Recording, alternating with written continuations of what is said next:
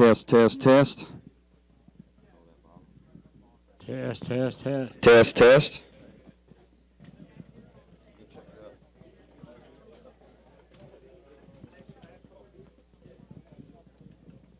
Test 1, 2, 3.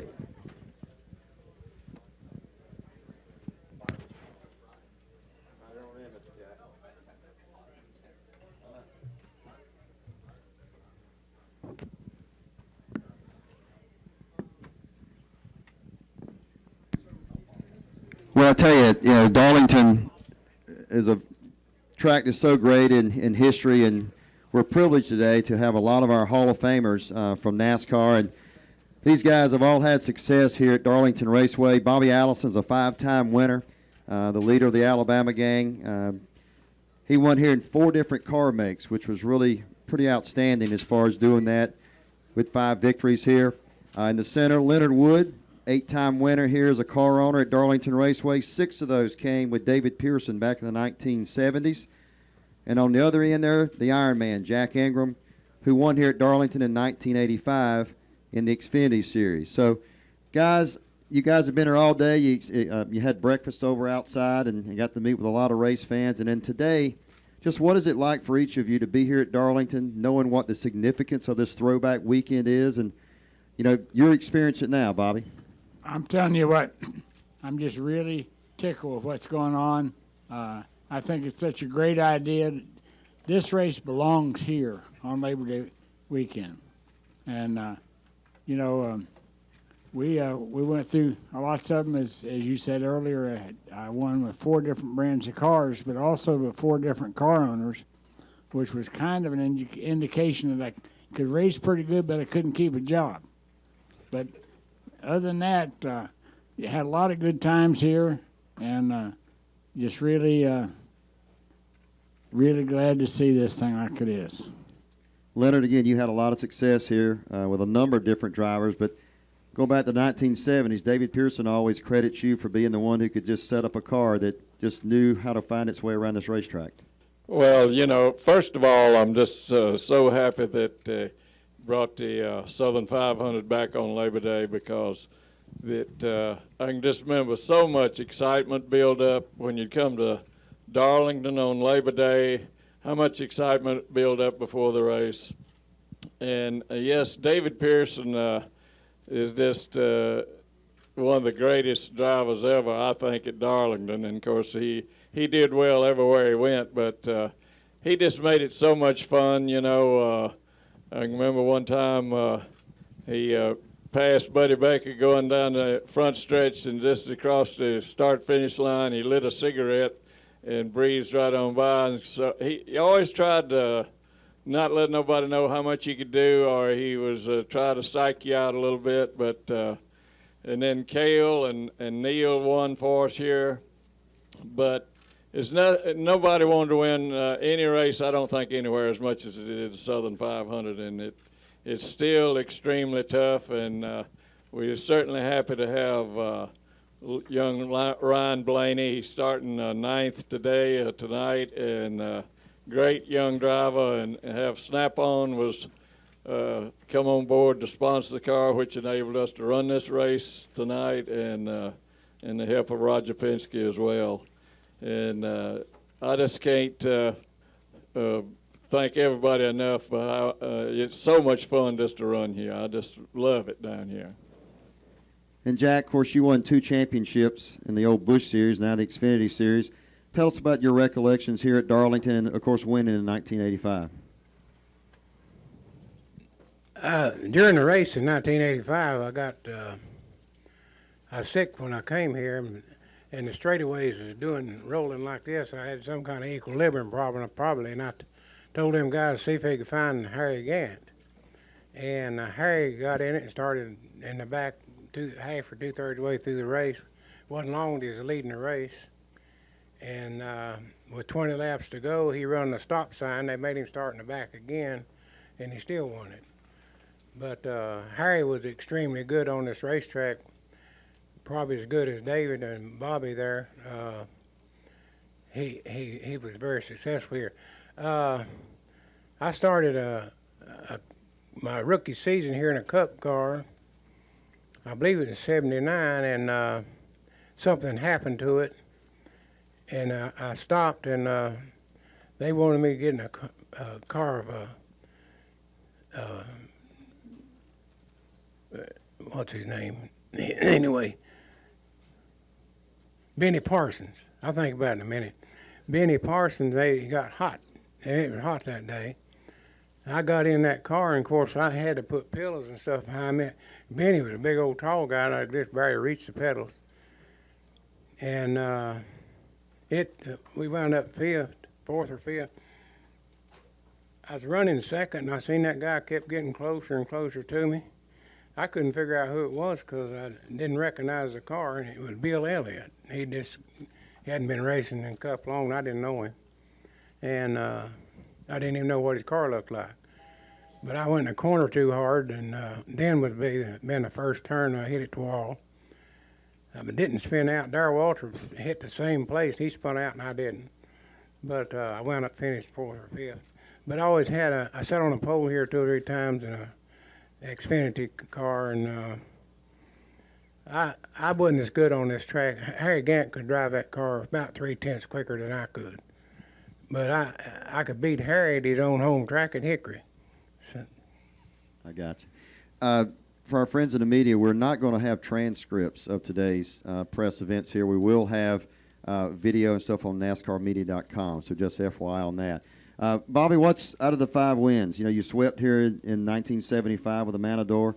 What's the most memorable race that you won here at Darlington? Well, probably 83 would be the best memory of the thing. You know, that's where I was steaming along. It was a pretty hot day, and everybody's tongue was hanging out, including mine. And I called my crew chief, Gary Nelson, and I said, Gary, when we pit this time, hand me an air chisel. I got to cut a notch out of this roof and get me an air scoop to get some cool air in this thing. So he did. And old Joe Gasway come running up there and looking at that and yelling, and I just drove on the way with my air scoop, and boy, it was so good, it just really, really helped me. Well, he black flagged me, and so I had to come in, and so while Gary Nelson and the boys were bending that flat back down and taping it, which he said we had to do, he was just over there just jumping up and down and hollering, and it tickled me to the point that I got revived and I went on and won the race.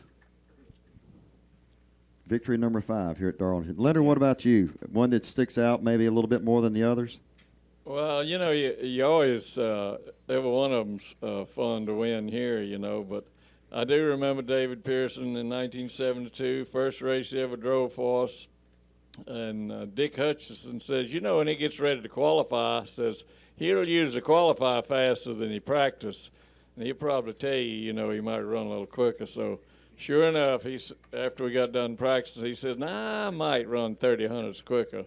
Anyway, he goes out, sets on pole, and then he goes out and wins the race, and he went on to win like 6 more that year. But and then Cale, he won one time when he had the flu, and he ended up. I think that's the first race we ever won here in 1968. And he was sick with the flu, but he still, you know, went on and give it 100% and come home a winner. And then Neil Bonnet, you know, there's nothing more fun to watch a car come off of the 4th corner, the old 4th corner, and drive straight out of there and not look like it's not attempting to slip into the wall, whereas sometimes you get your car set up, you go up in that hole and you just draw up, think you go hit the wall. Well, when you unload, if you're perfect, you know, you seem like you're perfect all week, you know. But if you're not good, it's hard to get a handle on it. But we was fortunate enough to hit the right combination several times, and had some great racing here. And Marvin Panch here was in 1963, and he used to use a lot of brakes. And I says, Marvin, you don't need to use all that much brakes. And anyway, I guess he felt he had to use them, and brakes went out on it. He picked up 3 miles an hour, so this sort of tells you, drivers sometimes use more brakes than they need to. We're going to open it now for questions. We've got Jason and Chad with microphones. Any questions?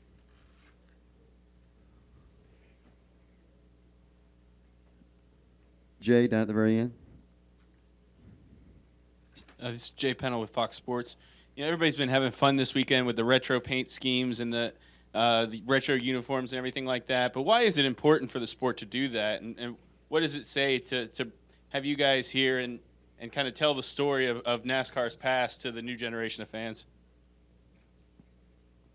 Well, from my standpoint, it's the idea of keeping these fans enthused. There's such a love of NASCAR racing through the fan base.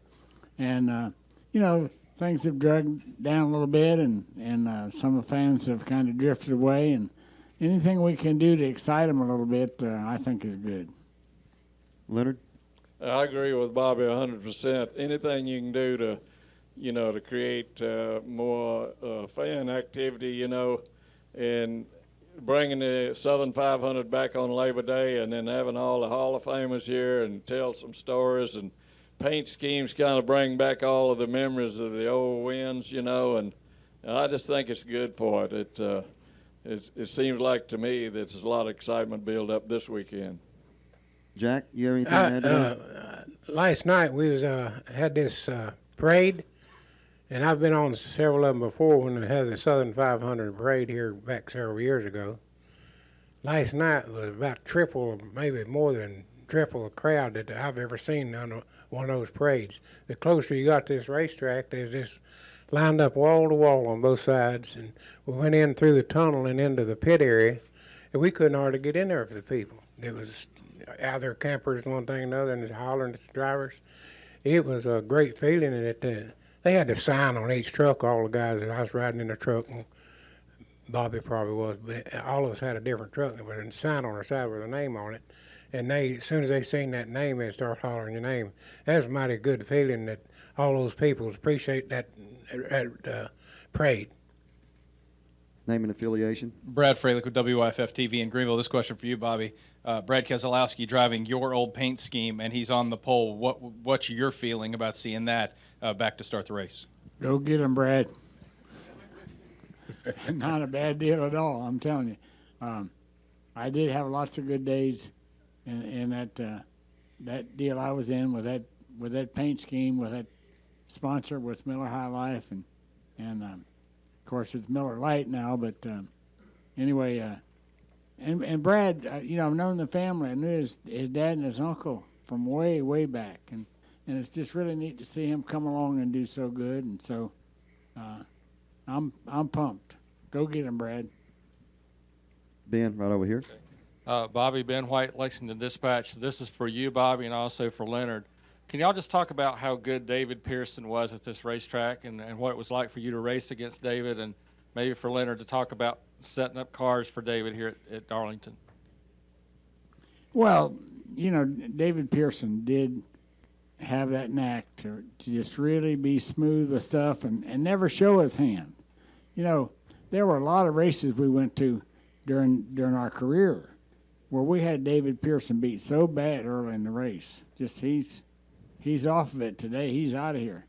And me and old Richard and Buddy Baker and two or three others, we'd bend each other's fenders and doors and put wheel marks on the cars and all that kind of stuff. And by and by, we'd be dragging on their tongues hanging out, and there'd be that stinking David Pearson over there in Victory Lane with that good-looking trophy girl.